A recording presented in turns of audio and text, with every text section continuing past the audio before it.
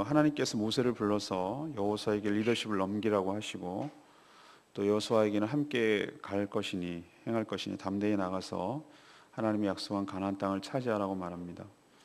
하나님은 마치 미리 미래를 갔다 오시고 본 것처럼 그렇게 하셨죠. 이스라엘 백성들이 가나안에 가서 패역함으로 우상을 섬길 것을 미리 아셨습니다. 그래서 율법을 노래로 지어 부르도록 함으로써 이 율법이 너희들에게 증거가 되리라, 증거로 삼겠다, 이렇게 말씀을 하시죠. 또 율법을 적어서 언약궤 안에 두고 또 지파 지도자들을 불러서 이 말씀을 들려줌으로써 삼중 증거, 노래, 언약궤 안에 있는 적힌 말씀, 그리고 지도자들에게 들려줄 때 하늘과 땅이 증인이 된다는 것이죠. 그래서 나중에 딴 말을 하지 못하도록 하겠다라는 하나님의 의도입니다. 오늘 끌고 갈 주제는 증거입니다. 증거. 첫 번째 우리에게 주시는 말씀은 하나님께서 우리의 악행 때문에 얼굴을 돌리고 임재하지 않으신다는 것입니다. 하나님은 아직도 가나안에 들어가지도 않았는데도 불구하고 이스라엘 백성들을 향해서 마치 거기서 이미 살고 있는 것을 본 듯하게 말씀을 하고 계십니다. 이들이 들어가서 영적으로 음란해서 이방 신들을 따르며 언약을 어길 것이라고 예언해 놓고 있습니다.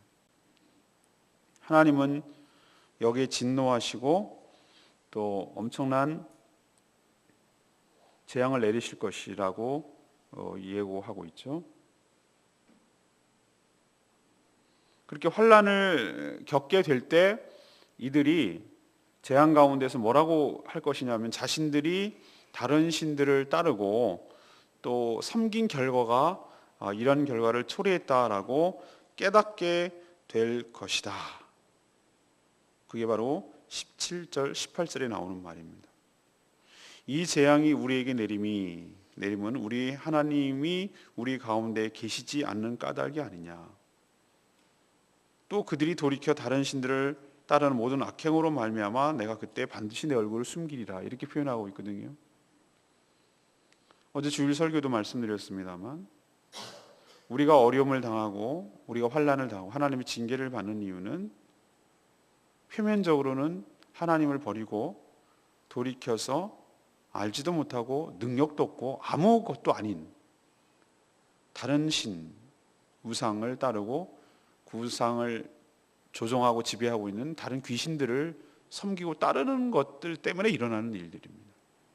하나님을 모시지 않기 때문에 일어나는 일들이라고 말했는데, 자, 그럼 하나님께서 왜 이것을 이렇게 미리 얘기를 하실까요?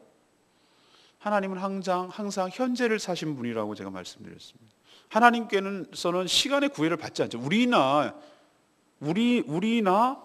시간의 지배를 받아요. 그렇지만 하나님께서는 구애를 받지 않으시는 분이에요. 영원을 사시는 분이기 때문에. 그래서 이스라엘의 미래를 이미 다 알고 있어요. 이들이 어떤 짓을 할 것인지를 갖다가 마치 미리 갔다 오셔가지고 본 것처럼 얘기를 하세요. 그러면 왜 이걸 얘기를 하셨을까? 정말 이렇게 되지 않기를 바라시는 것이죠.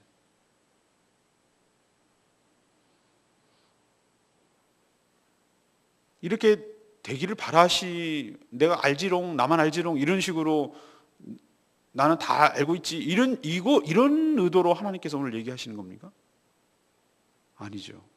이들의 악함과 이들의 패역함을 알고 계시지만, 그럴 가능성이 아주 농후하지만 이스라엘 백성들이 광야에서 어떻게 지내왔는지를 보셨기 때문에 이들의 성향과 경향성을 안다 말이죠.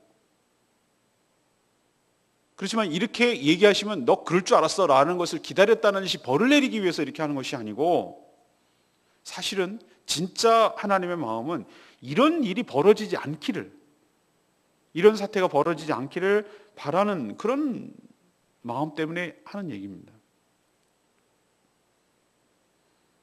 모든 재앙과 환난이 하나님의 징계는 아니지만, 여러분 근데 굉장히 오해하는 사람들이 있습니다. 이것을 함부로 짓거리며 말하는 사람들이 있는데 조심해야 돼요. 언제 하면 이거에 대해서 설교를 해야 될 필요가 있다, 이렇게 생각이 됐는데, 지난번에 총리 후보자로 나왔던 문창국 씨 말이에요. 일제 지배와 뭐 이런 것이 와전됐다 이렇게 말하는 것은 있지만 얼마나 그게 조심스러운 말인지 아십니까? 그럼 우리가 당하는 모든 것들이 하나님의 뭐 그겁니까? 그렇죠. 포괄적으로 보면 그렇죠. 하나님의 뜻에 벗어난 것이 어디 있겠어요? 그러면은 모든 징계와 모든 저주와 모든 환난과 어려움은 다 무조건 하나님의 그겁니까? 아니에요. 우리가 자초한 일도 훨씬 많아요. 오늘도 하나님께서 말씀하시는 거 보면 우리가 자초한 일이에요. 이스라엘 백성들이 자초한 거예요. 이런 일이 일어날까 너네들 조심하라고 했지만 이런 일을 저지른 사람들은 이스라엘 백성들이잖아요. 근데 마치 하나님이 알면서도 이런 일을 조장했고 하나님께서 이런 우리들의 어려움을 줬다. 하나님은 선하신 분이 아니냐. 뭐 이런 식으로 나가면은 정말 이거는 하나님 말씀 제대로 모르는 거예요. 우리 인생을요 100% 다 알 수가 없습니다. 그 하나님의 놀라운 섭리와 하나님의 기쁜 뜻까지 헤아릴 수 없어요. 다만 알려주시는 만큼만 알 뿐이고 우리가 똑같은 어려움을 당면하는 것도 이게 우리의 잘못 때문인지 아니면 하나님의 징계 때문인지 아니면 이것이 하나님께서 연단시켜서 하는 일인지 우리는 몰라요. 이것을 함부로 말하지 마세요. 그러나 오늘 이 말씀을 두고 얘기하자면 너희들이 죄악 가운데 특히 그 죄악의 가장 핵심 포인트는 우상을 섬기는 거거든요. 하나님을 멀리하고. 그럴 때 어떤 결과가 초래될 것이냐, 나타나는 표면적인 그러니까 현상들 있잖아요. 예를 들면 뭐 자녀가 어떻게 되고 뭐 그 농사가 어떻게 되고 이런 것은 표면적인 거고 이런 나타나는 증상이고 몸이 어디 이상이 생겨가지고 바깥으로 드러나는 것을 병리 현상이라고 말하잖아요. 그거는 병이 속이 어디서 생겨가지고 나타나는 현상이고 그게 문제가 아니고 그 깊숙한 곳에 들어갔을 때 어떤 속에 장기에 암이 생겼다든지 뭐가 그렇게 되면 나타나는 현상들이거든요. 그거는. 근데 그 가장 뿌리는 뭐냐면은 그런 어려움에 당하는 가장 시작점은 뭐냐면 하나님의 임재, 얼굴을 돌이킨다고 그랬어요. 오늘 표현해 놓으면 18절에 악행으로 말미암아 내가 그때에 하나님 말씀을 반드시라고 표현하고 있습니다. 반드시 내 얼굴을 숨기리라.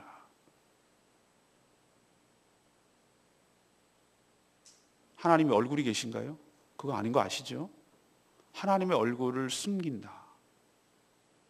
하나님의 관심 밖으로 벗어난다. 하나님의 사랑을 받지 못한다. 하나님의 은혜가 없다. 다 같은 말이에요. 우리 인생은 하나님께서 얼굴을 숨기는 순간 우린 끝장이에요. 이것이야말로 심각한 최악의 사태예요. 두드려 맞아도 하나님께서 사랑의 매를 들고 얻어 터져도 하나님 품 안에서 맞으면 괜찮아요. 그러나 하나님 관심 밖으로 벗어나는 순간 우리 그건 죽은 것, 이거 끝장이에요. 사랑하는 여러분, 정말 다른 거는 몰라도 하나님만을 사랑하기를 원합니다. 하나님만을 진심으로 정말 더욱더 내 마음의 소원, 깊은 소원, 주님을 더욱더 알기를 원하고 주님을 더욱더 사랑하기를 원하고 사랑하기 때문에 나타나는 모든 일들이 내 삶에 일어나기를 원하고 정말 하나님과 내 사이에 조금이라도 뭐 요만큼이라도 그 사랑을 방해하는 그 제3의 무엇인가 끼어드는 것조차 싫어할 만큼 하나님이 나한테 그러하시니 나도 하나님한테 그렇게 하도록 내가 하나님께서 아내가 정말 남편이 아내를 지극정성으로 사랑하면 거기에 또 반응을 하기를 바라는 것이 있잖아요. 그것이 내가 이만큼 줬으니 너 나 줘 이런 개념입니까? 사랑이? 아니잖아요. 아내가 남편을 지극히 사랑하면 또 남편에게 정말 자기도 그렇게 해주기를 바라는 그런 게 있잖아요. 이게 기브 앤 테이크처럼 내가 1을 줬으니 넌 1.5를 줘 이런 상거래입니까? 아니잖아요. 사랑은 그게 아니잖아요. 정말 사랑하기 때문에 그 안에 누군가가 끼어들기를 바라지 않고 더욱 사랑이 깊어지고 풍성해지고 더욱더 그렇게 되기를 바라잖아요. 그래서 하나가 되기를 바라잖아요.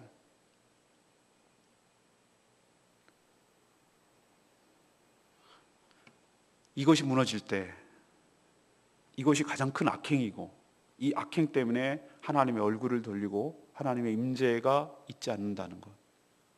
우리가 하나님의 임재가 있지 않을 경우 하나님 얼굴을 돌리실 경우 우리 인생은 파탄이 이게야말로 가장 심각하다는 거 기억하시고 이것만큼은 정말 이것만큼은 우리 삶에서 일어나지 않게 되기를 간절히 소망합니다. 두 번째는 하나님께서는 다방면에서 언약을 기억하고 준수하도록 그렇게 조치를 취해 주세요.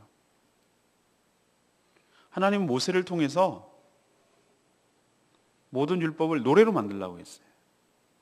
노래 가사로 만들라는 얘기죠. 그래서 이스라엘 백성들의 입으로 부르도록 하라고 그렇게 명령을 내리셨습니다. 왜 하필 노래를 만들으라고 그랬을까? 당시에는 책이라는 개념도 희박하던 때입니다. 돌비를 새겼을 정도니까. 아니면 좀 있다 하면은 양피지, 양 껍질 그 가죽을 가지고 그 위에다가 새기는 경우. 그러니까 얼마나 두툼하겠어요. 많이 못 쓰고 부피도 크고. 이집트에서 좀 배웠던 파피루스, 이게 종이의 페이퍼의 그 어원이 되기도 합니다만, 갈대를 잘라가지고 이렇게 해서 우리로 치면 한지 같은 걸 만들었겠죠. 뭔가 그렇게 한지처럼 고급스럽지는 않지만, 그러나 이거 부스러지고 오래 못 가고, 이렇게 대량 생산이나 종이같이 보급이 불가능했어요. 우리 지금 이 종이의 발명은 대단한 혁명입니다. 우리 인류 문명에 있어서. 그리고 문자가 있다 하더라도 문맹률이 높아요. 이것을 읽고 해독할 수 있는 자도 드물었습니다. 어떤 우리나라처럼 학교라는 스쿨이라는 어떤 개념이 있어가지고 아이들 전체적으로 모든 국민들이 갖다가 의무적으로 교육을 받게 하고, 이런 것이 최근의 일입니다, 여러분. 모든 백성들을 의무 교육화한 것이 불과 200년도 안 돼요. 200년이 뭐예요? 190년도 안 돼요. 이런 상황에서 이 노래라는 것은 말이죠, 후손들에게 전수하고 전파할 수 있는 아주 효과적인 방책이었습니다. 우리도 전통적으로 내려오는 그런 노래를 뭐라고 그러죠? 구전가요라고. 거부가 헌집 주께 새집. 이거는 어디서 나온 거예요? 근데 우리는 알고 있잖아요. 이 거북이가 뭔지는 굉장히 메타포가 굉장히 의미가 있는데, 이것은 연구를 해봐야 되겠지만, 국문학자들 걸 연구합니다만, 이 거북이가 뭘까? 이거는 둘째 치더라도 이런 것들은 내려온단 말이에요. 서동요, 여러분 국어 시간에 배웠잖아요. 이런 것들은 계속해서 내려오는 어떤 구전 가요가 내려오다 귀에 들리고, 이거는 문자로 적힌 것이 아니에요. 그냥 계속 노래로 내려오고, 아이들 놀이에 내려오고. 그래서 문자로 나중에 적어놓은 것이 이제 구전 가요로 보이는 거란 말이죠. 이런 것처럼 하나님은 노래를 지어서 이스라엘 백성들이 계속해서 세대를 이어서 하나님의 율법이 계속 전수되기를 바라셨어요. 이것만 있었던 건 아닙니다. 전수되기 바라는 것만 아니고 또 다른 목적이 있는데, 그건 좀 이따 얘기하고요. 뭐냐면은 또 이거 노래를 지은 거 외에도 하나님께서 뭐라고 했냐면, 모세가 25절에 나와요. 이걸 썼어요. 24절에 율법을 다 써서 마친 후에 25절에 언약궤를 매는 레위 사람들에게 명령해서 이 율법책을 쓴 거를 가다가 어디다 둬라? 하나님의 돌비, 하나님께서 받은 그 언약궤 돌비, 언약궤 안에 넣은 거기다가 넣어놔라. 함께 넣어놓으라고 그랬어요. 그 쓴 거를. 이게 또 증거가 될 거라 이렇게 표현하고 있습니다.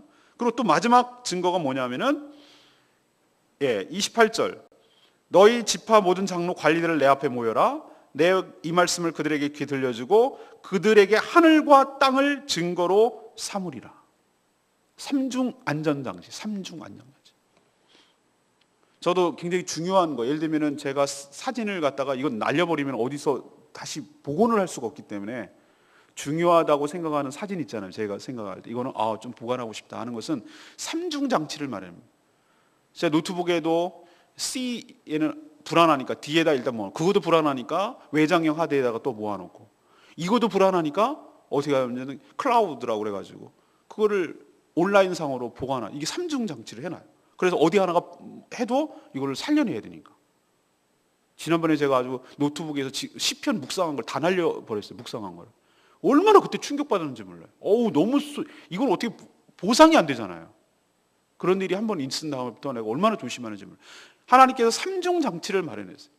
왜 이렇게 마련했습니까? 그 백성들에게 전달하고 전수하기 위해서. 계속해서 잊어버리지 않냐고, 하나가 상실되면 이것을 꺼내서 다시 보도록 하고, 하나가 또 잊어버리면 이것을 하고 보완하고, 이렇게 하나님께서 노력하시는 이유는 뭐냐면은 끊임없이 우리 성도들에게도 다양한 경로를 통해서 하나님의 말씀을 접하고 하나님의 뜻을 알고 하나님의 사랑을 알 수 있도록 하나님께서는 다방면에서 우리에게 접촉하시고 우리에게 깨우쳐 준다는 사실을 우리에게 가르쳐 줘요. 문제는 뭡니까? 정작 성도들이 이렇게 하나님께서 노력하시는데도 비해서 그것을 수용하거나 말씀을 가까이 하지 않는다는 데 문제가 있습니다. 말씀의 홍수시대에 삽니다, 여러분. 손만 넣으면, 내가 마음만 먹으면 얼마든지 할 수 있어. 수없이 인터넷에 떠들고요. 수없이 뭐 합니다. 저희도 유튜브를 활용하고 있습니다만 그렇게 뭐 합니다. 마음만 먹으면 뭐 말씀이 없어서 그렇습니까? 그러나 정말 홍수가 나서 물은 많은데 홍수가 난 물을 먹을 수가 없듯이 정말 진리의 말씀, 온전히 선포되는 말씀, 말씀만을 전하는 말씀. 이게 말이 어폐가 있습니다. 말씀만을 전하는 말. 이게 말이 안 되지만 어쨌든 말씀이 그대로 말씀으로 들어가는 말씀. 이런 경로를 여러분 꼭 붙드시고 하나라도 온전히 붙드시고 말씀을 사모하고 말씀을 가까이 하고 하나님께서 이렇게까지 해라도 해서 우리에게 말씀을 들려주고 우리에게 깨닫게 해주고 깨우치려고 하시는 하나님의 그 진정한 마음을 헤아리시고 늘 말씀 안에 지배를 받고 말씀 안에 살아가는, 그리고 말씀을 기억하고 그 말씀을 온전히 지키도록 노력하는 저와 여러분 되기를 간절히 소망합니다. 세 번째는 무엇입니까?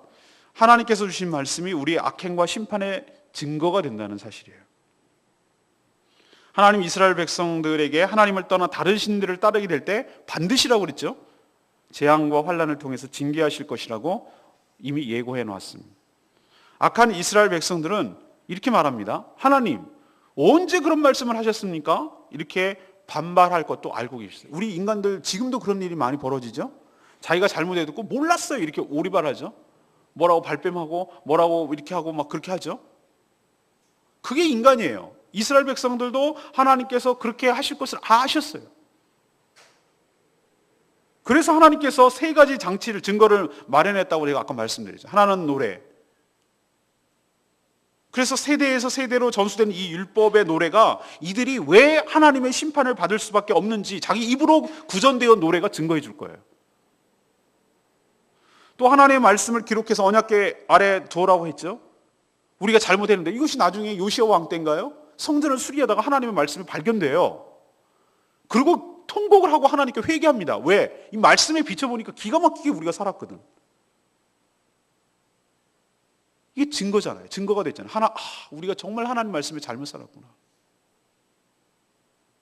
저도 그럴 때가 참 많이 있습니다. 제가 하나님 앞에 감사한 것은 제가 어떻게든지 매일매일 밥 짓듯이, 주부가 밥 짓듯이 아침에 이게 일용할 양식을 성도들에게 먹이려고 이렇게 준비를 하는데, 근데 주부는 그 밥 짓는 거 안 먹습니까?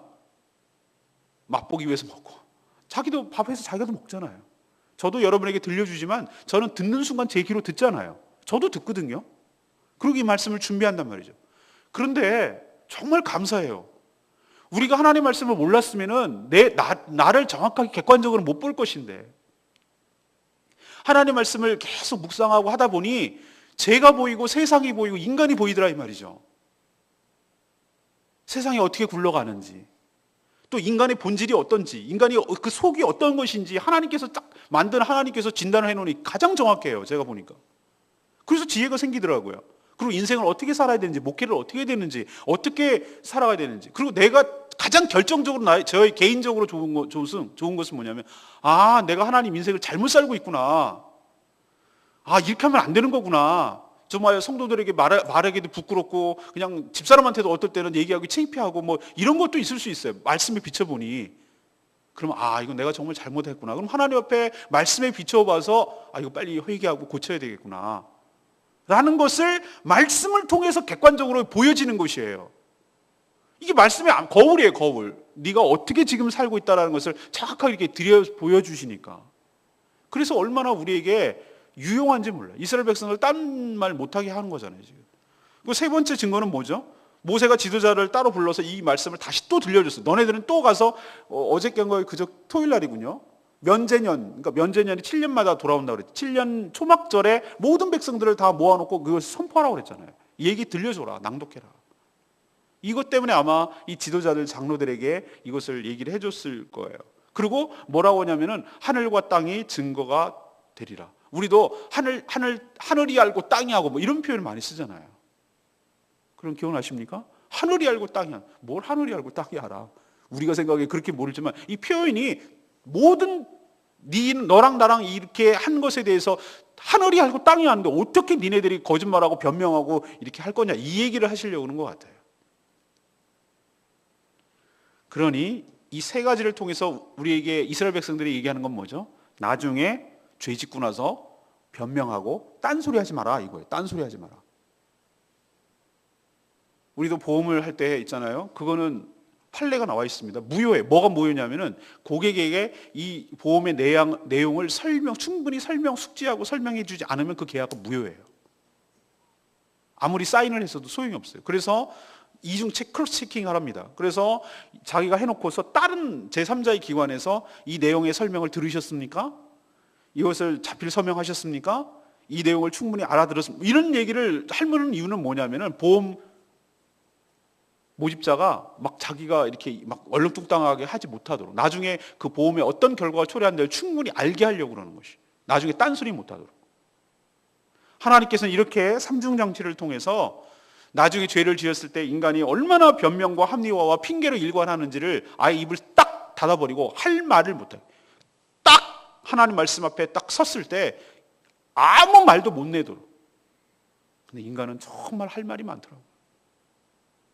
죄를 짓는 인간 보시죠. 아담은 하와에게, 하와는 뱀에게 이렇게 전가하는 게 인간이에요. 저 여자가 그랬다, 저 뱀이 그랬다. 결국 뱀을 만난 하나님이 그랬다 이거예요.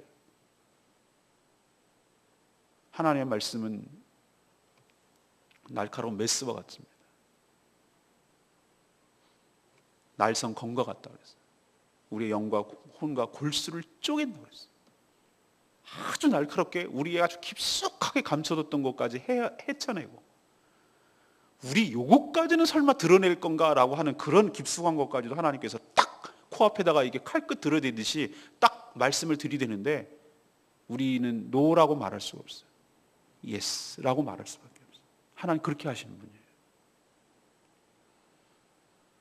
말씀이 강력한 우리의 삶의 증거가 되고 또 동시에 우리가 어떻게 살아야 될지 거울이 되기도 하니, 나중에 죄 짓고 나서 딴소리 하지 말고 미리미리 거울을 보면서 우리의 삶을 고치고 또 하나님 말씀에 부합하게 살아가는 저와 여러분 되기를 소망합니다. 20절 말씀, 그들이 먹어 배부르고 살찌면 돌이켜 다른 신들을 섬기며 나를 멸시하여 내 언약을 어기리니. 아까도 말씀드렸습니다. 하나님은 인간의 간사함을 정확하게 꿰뚫고 있어요. 잠언 30장 7절 9절 여러분 나중에 읽어보십시오. 여러분이 많이 인용하는 말씀이에요. 잠언 30장 7절에서 9절. 배부르면, 인간이 배부르면 어떤다고요? 하나님을 모른다고 하고, 너무 배가 고프면 도둑질해서 하나님을 욕되게 하는 자가 바로 인간이다. 그래서 이 잠언을 쓴 사람이 뭐라고 그러냐면, 하나님 저희가 부하게도 하지 마시고 그리고 너무 가난하게도 하지 마시고 하나님이 주시는 애를 족한 줄로 알고 감사함으로 사는 저희들 되게 하여 주시옵소서. 이스라엘 백성들이 오늘 뭐라고 그랬어요? 배에 기름이 끼니까 먹고 배부르고 살찌면이라고 표현해놨잖아요. 먹고 살만하니까, 가난한 고비를 다 넘기니까, 죽을 것 같았는데 그때 살 때는 힘들어가지고, 근데 이제 요즘 좀 숨에 콧바람 좀 들어가고 살만하니까, 먹고 살만하니까 그 모든 것들이 자기가 잘해서 오는 줄 알고 배은망덕한다 이거예요. 인생의 위기는 가난하고 배고프고 어려움에 처하고 힘들고 그럴 때가 아니에요. 제가 보니까 이때는 위기가 아니에요. 오히려 이럴 때는 또 하나님을 붙들고 하나님을 간절히 찾고 하나님만 의지해요. 그래서 오늘 위기가 아니에요. 오히려 위기가 아니라 그때는 오히려 가만 돌아보니 하나님의 축복의 시간이었고 하나님께서 나를 다루시는 시간이었어요. 진짜 위기는 언제냐면은 살찌고 배부를 때예요. 우리 인간도 말이죠. 저도 그래요. 이거 음식도 마찬가지예요. 배고플 때는요, 영이 맑다니까요. 제가 이걸 어떻게 경험을 해봐야 아는데, 금식할 때가 훨씬 더 영이 맑고 깊어요. 배부르면요 졸려요. 배 많이 부르면은 졸리고 나태해지고 게으르고 아주 사람이 그렇게 처져요. 오히려 더 배 부르면 힘이 날 것 같은데 거꾸로예요. 먹고 살만하다고 느끼는 순간 영적으로, 육적으로, 정신적으로 방심이 오고 나태함이 오고, 그러는 순간 나도 모르게 훅 하고 무너집니다. 그렇기 때문에 우리는 늘 우리의 잘 삶과 좋음과 편안함과 뭐 어려운 거나 이런 건 상관없이 우리의 지금 이렇게 굴곡지는 이런 인생에 따라서 내 기분이 출렁출렁거리지 말고 내 신앙이 출렁출렁거리지 말고 항상 일관되게 좋으나 기쁘나 눈이 오나 비가 오나 해가 쨍쨍 내리쬐나 언제나 똑같이 일관성 있게 하나님 말씀을 늘 사모하고 하나님 말씀을 늘 먹고 하나님 말씀을 늘 살아보려고 애를 쓰고 이렇게 신앙의 긴장을 끈을 놓치지 않냐고 하나님 앞에 매일매일 살려고 애를 쓸 때 우리의 영혼이 요동함이 없이 하나님과 관계의 깊은 관계 속에서 하나님이 주시는 여러 축복을 누리며 이게 복된 인생일 줄로 믿습니다. 여러분 이렇게 살아가길 간절히 바랍니다. 오늘 3가지 말씀드렸어요. 우리의 가장 심각한 문제는 뭐냐면은 하나님을 버리고 다른 신에게 섬기는 거예요. 이렇게 될 때 이걸 악행이라고 그랬거든요. 가장 큰 악행은 여기서 시작되는 거예요. 그 악행의 결과는 뭐냐면 하나님께서 얼굴을 돌이킨다는 거예요. 얼굴을 숨긴다는 거예요. 이게 가장 큰 문제라는 거, 가장 무섭다는 거 여러분 기억하십시오. 하나님 얼굴 돌리면 우리 끝나는 거예요. 두 번째는 하나님께서는 이렇게 악행을 하지 않도록 오늘 3가지만 얘기했지만 3가지 뿐이겠습니까? 하나님께서 우리들에게 언제든지 우리가 마음만 먹으면 무슨 뜻인지 하나님의 뜻인지 알 수 있도록 말씀을 통해서 우리 안에 성령을 통해서 우리를 가르쳐 주시고 늘 깨우쳐 주시고 그렇게 하시는 분인 줄로 믿습니다. 그래서 제가 있는 것이고 여러분에게 말씀이 여러분의 손에 쥐어져 있는 것이고 그 이유는 몰라서 못했다는 소리 못하게 여러분이 마음만 먹고 하나님께 말씀을 들을 기만 있고 준비만 되어 있으면 얼마든지 하나님께서 들려주시도록 하나님께서 이런 장치를 마련했다는 거 기억하시고 늘 말씀의 자리에 머무르시고 그 말씀을 준수하시고 기억하시고 그렇게 살아가는 여러분 되시길 바랍니다. 3번째는 뭐냐? 이 3가지 뿐이겠습니까? 나중에 딴소리 못한다 이거예요. 몰라서 못했어요. 몰랐어요. 이딴 말 하지 말라고. 하나님께서는 충분히 다 알려주시고 가르쳐 주셨어요. 그러니 나중에 못해서 몰라서 못했다 이런 소리 하지 안 통한다는 거 여러분 기억하시고 말씀이 여러분에게 증거가 되는 동시에 말씀이 여러분에게 거울이 되고 말씀이 여러분에게 길잡이가 된다는 거 기억하시고 늘 말씀 속에 살아가는 저와 여러분 되기를 소망합니다. 오늘 49장 부르고 은혜송 찬양 부집 49장 부르고 기도하는 시간 갖겠습니다.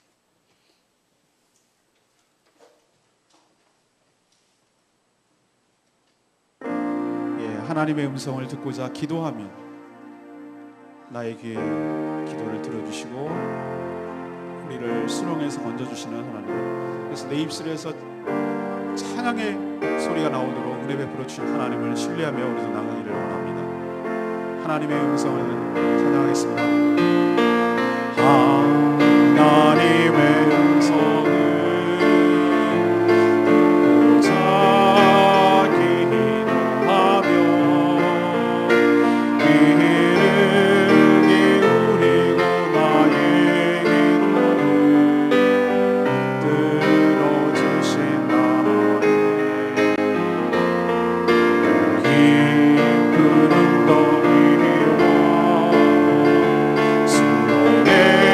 수렁에서 끌어주시고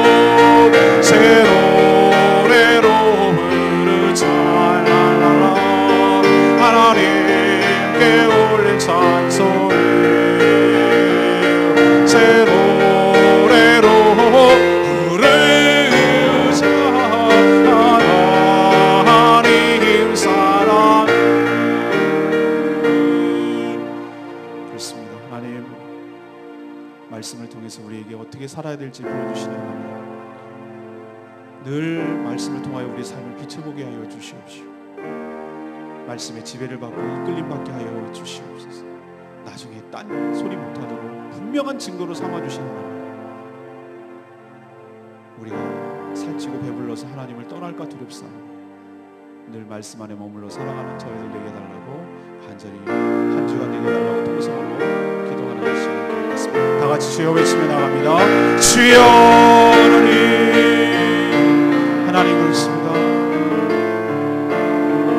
하나님께서 우리의 악행 때문에, 그 악행의 가장 핵심은 바로 우리가 하나님을 떠나 다른 신을 섬기는 것이고, 이런 우상 숭배가 가장 큰 문제인데, 하나님 이렇게 될까 염려해서 하나님께서 이렇게 우리에게도 얘기해 주시는 하나님 말씀을 귀 기울여 듣고 잘 새겨 듣게 하여 주시옵소서. 우리가 죄악 가운데 살 때 하나님께서 얼굴을 숨기신다고 하는데 이것이 얼마나 무서운 일인지를 우리가 깨닫게 하여 주시옵시오.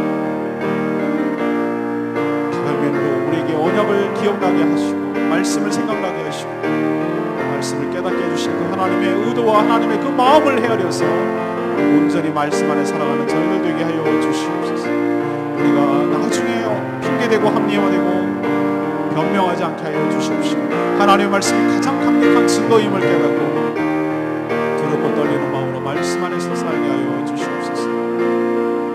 오늘 하루, 아니 이 한 주간 주님의 은혜로 살아가는 복된 한 주간 되도록 축복하시고, 특별히 하나님 VIP 초청 주일로 하나님 준비 중에 있사오니 은혜 가운데 다니게 하시고, 교회 여러가지 부족한 여러가지 공사들 정리하는 것들 하나님께서 깔끔하게 마무리될 수 있도록 도와주시고, 우리 예수님과 하나님 앞에 건강하게 다시 회복될 수 있도록 하나님께서 축복하여 주시옵소서. 새 노래로 부르자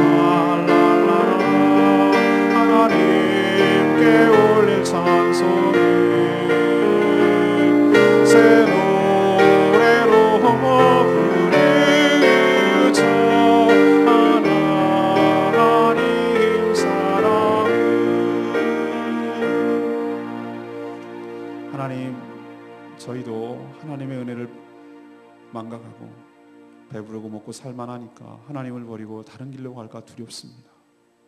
주의 임재 가운데 사는 것이 가장 큰 축복임을 알게 하여 주시옵소서. 혹시 우리에게 재앙과 환난이 닥칠 때 우리가 하나님 앞에 바로 살지 못한 것은 없는지 늘 살피게 하시고 돌이키게 하여 주시옵소서. 말씀을 노래로 전달하고 언약궤에 보관하고 들려주기를 원하시는 그 하나님의 마음을 온전히 저희들이 알게 하여 주시옵소서. 말씀 앞에 정직하게 서게 하여 주시옵소서. 우리 삶을 비춰보게 하여 주시옵시고 핑계대거나 합리화하지 않게 하여 주시옵소서. 성령 하나님께서 우리를 인도하사 복된 길로 우리를 인도하여 주시옵소서. 말씀과 성령이 우리 삶을 지배하며 이끌어가게 하여 주시옵소서.